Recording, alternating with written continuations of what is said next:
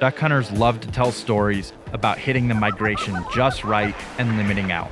However, that's not always reality. Duck hunting is hard work, and the untold story is one of missed shots, broken gear, and hopefully a few laughs. But if you put in the time and play your cards right, a northerly wind might bring some birds your way. That's satisfying. I'm Sean Weaver, a former hunting guide, TV producer, and a guy who's just obsessed with waterfowl hunting. But limits of birds aren't what keeps duck hunting alive, and that's what I want to talk about. This is Duck Lore.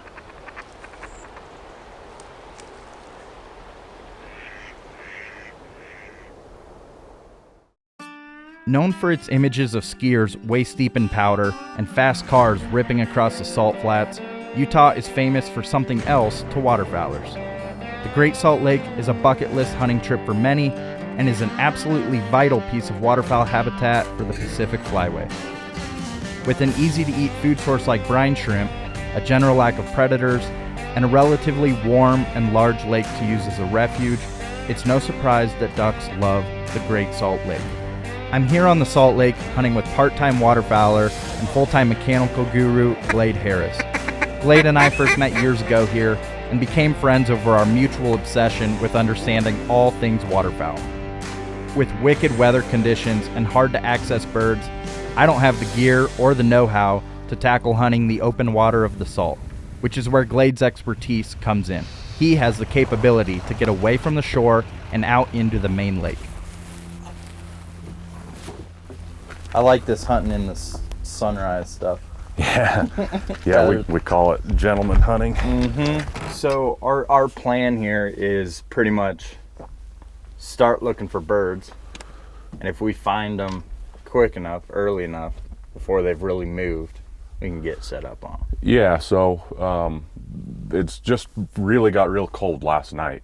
So this is kind of one of the first freeze ups of the year. So it's going to kind of make things different than it has been over the past couple weeks. So we'll go out there and hopefully we can find some birds. And if we got enough time, maybe we can go shoot a couple. And we're looking for teal. Yep, teal. There's a lot of shovelers out here, goldeneye. That's primarily all you'll find out here in this salt water. But yeah, there should be lots of teal, lots of shovelers. So I like the idea of December teal. Yeah. Yep, there's a lot of them, little beehive out here. All right, let's do it. Okay. Let's go.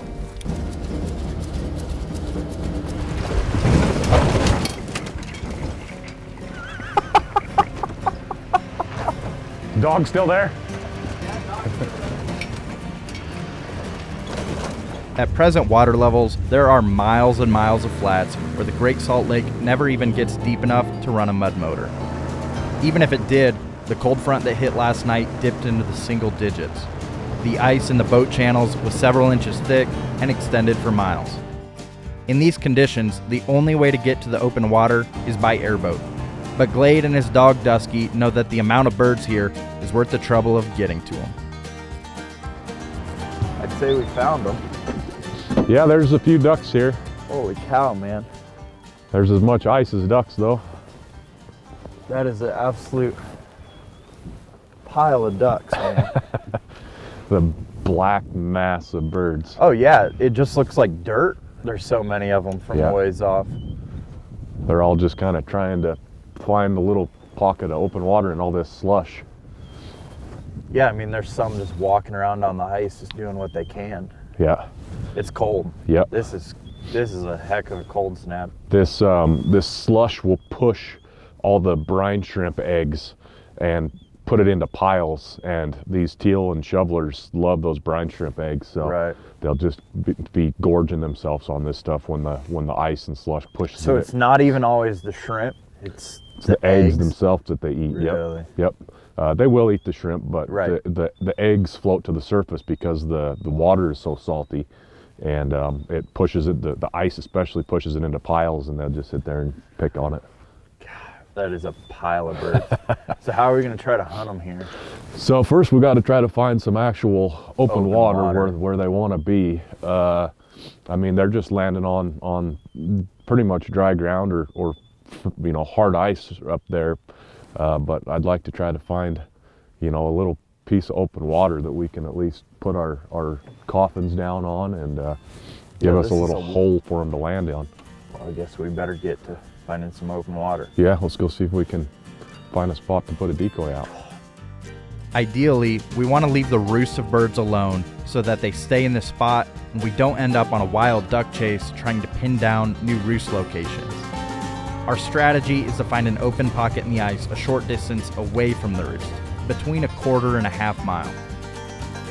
That is easier said than done when it's this cold, because everything is frozen.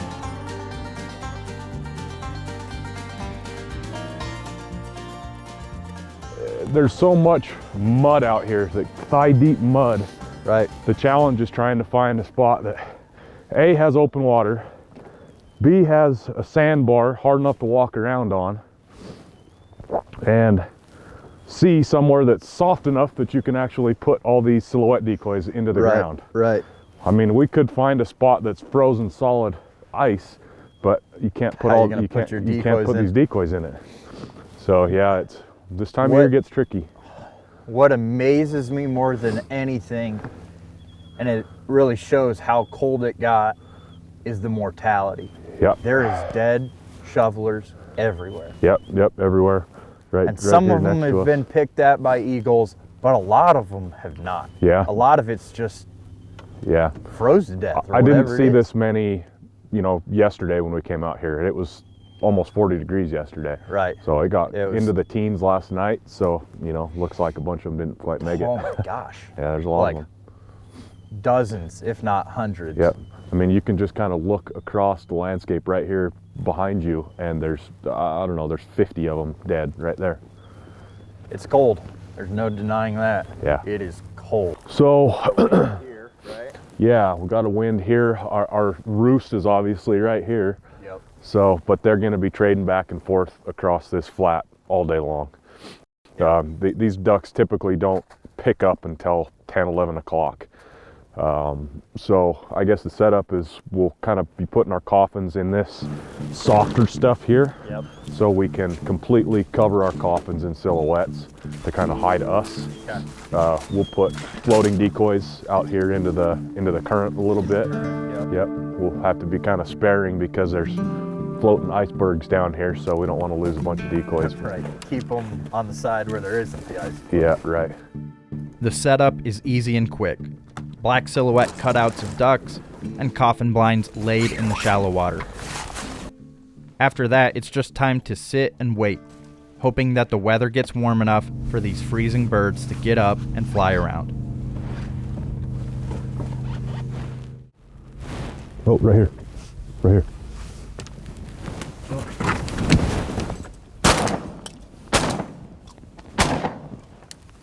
You get one? Dusky! Nice. There we go.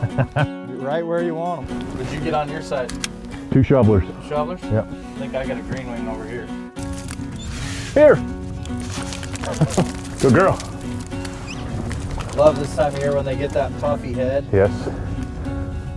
You can really tell that kind of that white stripe around the green. Cream colored stripe. Right here, right here, right here. Get him! I got one. I blanked. They were too close. Oh man, they were close.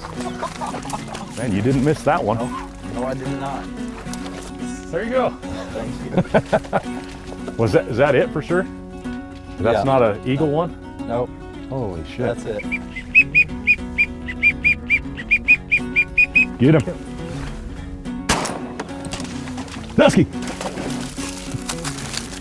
I'm gonna have to do a legitimate, blind taste test comparison since these teal and shovelers are eating the same thing. Yeah, yeah. I'm pretty darn sure I know what the outcome's gonna be, but I can't help it. Gotta do it. There's not many places where they're eating the exact same stuff. Right, right. Yep, they're just munching on these brine shrimp. They're brining themselves, so you don't have to do it. It is just amazing how many birds winter here and use the sled. You can't even begin to overstate its importance as a migration location. It is. the duck, just the number of birds, period, not just ducks and geese that use it is incredible. Pelicans and all sorts of different kinds of shorebirds, and the teal and the shovelers obviously sit out here all winter long. Right. It's a natural phenomenon. There's only one place like it. That's right. And the ducks just need it. They take advantage of it. Yep. And if you tomorrow all of a sudden said it's dry and it's gone, how many millions of birds that would displace? Yeah, it would. It's hard to comprehend. And there's they've been using it for millennia, and they're just programmed to stop here to eat these brine shrimp. Yep. So if the trend keeps going the way it is, that we lose more and more and more of it, these brine shrimp won't be able to survive, and there's there could be entire species of birds that get wiped off the face of the planet. Mm-hmm.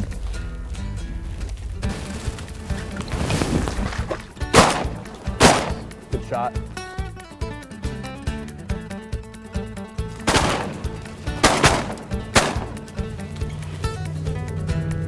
Nice. Thank you. Here, girl.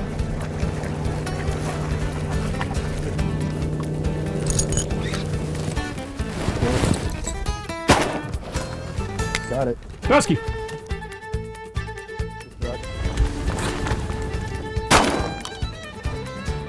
Kill him. Nice follow up. Sweet, man. Husky. I'm done. Sweet, dude. Did it. Holy crap. Yeah, we better. We better actually get out of here, man. Yeah, this is gonna change in a hurry. I mean, don't get me wrong, that was a fun way to end it, but I don't think we have time to relish in it. No, it's about to get real. Yeah. And as quick as the hunt began, it was over. Temperatures warmed up just enough to break open an ice dam on the creek, causing a ton of ice and water to come ripping through our spread. We hustled to grab our birds, threw the gear into the boat, and bailed. Man, we didn't even get to relish in shooting our birds. Just got ran out of there. We had to Beat feet, man. That ice was coming quick. I don't think I've had to dodge ice like that. Maybe ever, but definitely been a long time. Yeah, it came quick. It was a little scary there for a second. All right. With our first spot quickly changing for the worst, we needed to scout a new spot. Where does a guy even begin putting a number on that? I mean, a biologist and a plane knows, but I don't. Yeah. How would you hunt something like this? Would you hope they're flying somewhere else, or would you get off the edge of them like we did today? Well, right here's a little bit tough because the harbor is frozen, so we'd have to get a little bit creative on how to launch the boat here. Right. There's also some other ducks over here on the other side of the bridge, a lot of goldeneye over here. We could layout boat hunt those. Yeah. Put the layout boat right up against the ice and fill it in full of decoys. Mm-hmm. And those things will pile right in like you're not even there. No, Just find a way to be safe on this lake because you can't get to them. right. Unless you have such specialized gear to get to them, you're just out of luck. Yep. Yeah, I mean the one of the biggest things that we deal with out here is the mud. A guy can walk out there and hunt them if the mud wasn't, thigh deep. Even if you did get out there, you're not going to want to set up decoys and fetch all the birds and everything else once you get out there.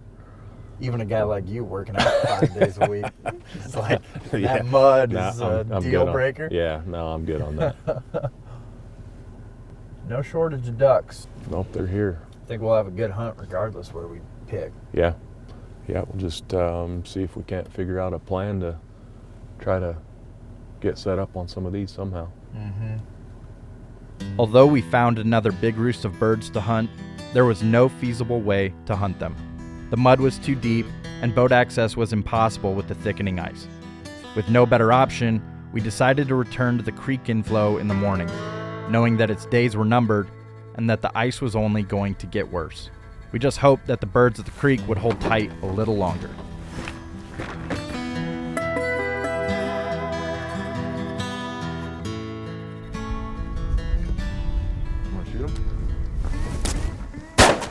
Nice shot, Glade. A little high-flying goldeneye action. But short of one flock of goldeneyes that got too close, the creek spot was void of life. As the ice encroached farther into the lake overnight, the bulk of the ducks had left their roosting spot and moved farther out into the lake. Every now and then, we'd catch a glimpse of their black cloud miles out. This spot was shot, and without layout boats, there was no way for us to follow the ducks into the deeper water. You convince yourself on those good days that, oh, when there's 100,000 birds sitting a quarter mile away, surely 14 of them will come over and hang out. It's just so apparent that they've got something good to the west they want to be at. They're not even giving this a second look. I was hoping we'd make this work, but it doesn't feel like what they want anyway. You know, we're sitting on a glorified river channel. Right. We tried to make it work with this, and you know, it's not going to work today. Let's pick it. So do it. Our first day of hunting had been a textbook great day of Salt Lake duck hunting. But now, the struggle would be finding huntable spots. Late in the year, finding open water not packed with hunters can be difficult, as the ice and cold concentrates ducks and hunters. But it was time for us to completely change areas and look for fresh birds. Hopefully, the Salt Lake Basin would give us one last chance to fill our coolers.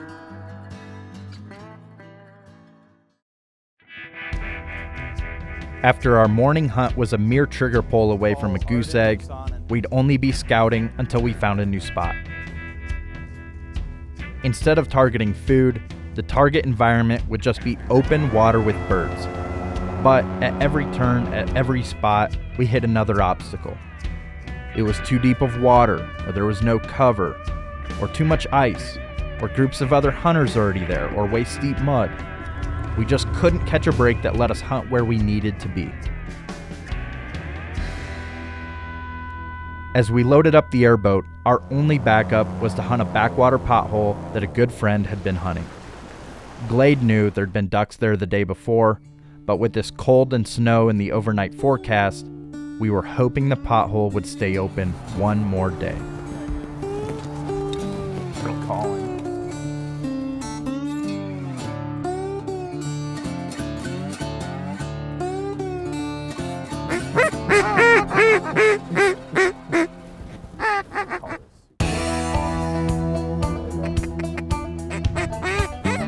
Ready? Shoot it, Glade. I'm shooting, bro. Nice. Shoot him. Shoot that duck. Thank you.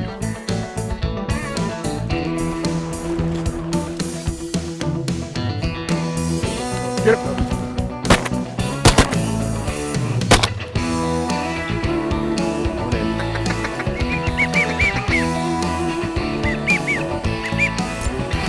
Go ahead. Nice shot. Good gadwall. That's beautiful, Drake. Big red patches on his wings. Versus that. Gadwalls do such different things depending on their location. Yeah, absolutely. They'll act like a mallard and pour into these little tiny pocket sheet water holes, or they'll be on big water with bluebills and canvasbacks Yep. and doing the diver thing. Yeah, in Mississippi, they're shooting them in cypress, right? Right. And then you go to South Dakota and you look for like a slough with coontail in it. And some places they're like, gadwall are the hardest duck to kill. Other places they're the cherry Yeah, duck. right. Their duck gives you the time of day. Right. Yeah, they're such a fun duck to hunt.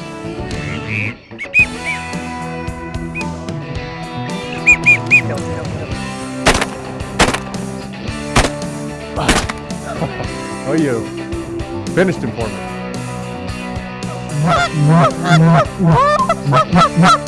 Yeah.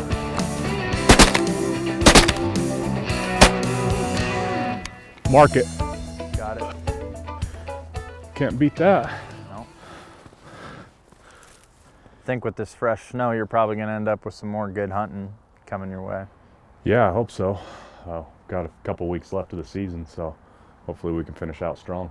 I can't help but just be, like, it's enamored me since the first time I ever came here, and it still does, this is like the dream kind of pothole backwater setup.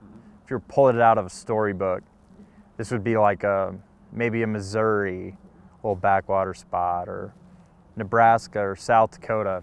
It's not what people think of when they think of Salt Lake. Right. And then you throw in all the different things you do and get to do with the airboats and mud boats and body booting, and, you know, go down the list of like different ways you can do it, to then it all come full circle back to like a simple puddle duck hunt over 24 decoys. Yeah. I'm jealous. And you guys have such a long season. Yeah, long season, liberal limits. Yeah, we're pretty lucky for sure. We can go from the extreme of, you know, the airboat in the Great Salt Lake, and out in the middle of nowhere, you can't tell 100 yards from 10 yards, and then we get to, you know, roll up into a little slough like this, kind of a, like you said, a little duck hunting 101 setup. It's pretty incredible. A lot of people, the highlight of their season would be like a 7 duck day with a bonus goose. Sure, yeah. You know, for some people, for real avid waterfowlers, like Salt Lake hunting is this dream, this destination bucket list thing they want to go do. Right. But for a lot of people, they're just not even aware. They're not even aware of like the importance of it biologically. Right. They're not aware that like Utah is anything other than, you know, mountains and elk and skiing. Right. But golly, I love it here.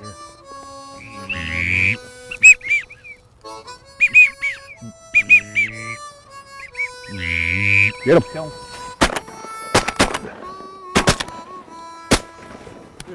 Nice. Sweet. Triple. A gadwall band on the most beautiful drake. Oh my gosh. I'm a jealous son of a gun right now because I know you shot that duck. Nice. I can't even argue about who shot that duck. You don't have any duck I bands? do not. I only have geese. Wow. Bad luck of the draw on the duck bands, man. They are so rare. I've killed, I don't know, in my life, somewhere in the ballpark of 5,000 ducks. I've got like 7 duck bands. Yeah. That's pretty bad odds. Yeah. Our last hunt was limits of gadwall, widgeon, and shovelers, capped off with a leg band. After 2 days of hardly having anything to hunt, this was the cooler filling hunt we'd been hoping for. But there was one thing left that I really wanted to do, a taste test of plucked teal versus plucked shoveler.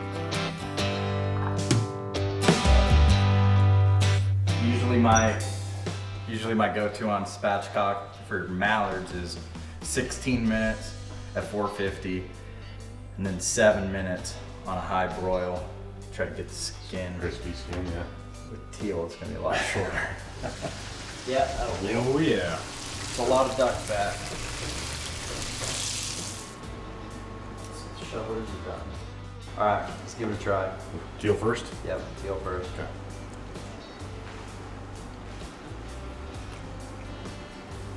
Classic, always good.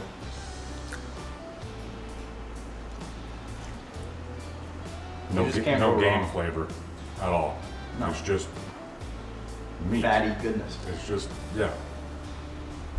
with fried skin. I mean, you can't ever go wrong with fried skin. All right, shoveler, moment of Drum truth. roll. Yep.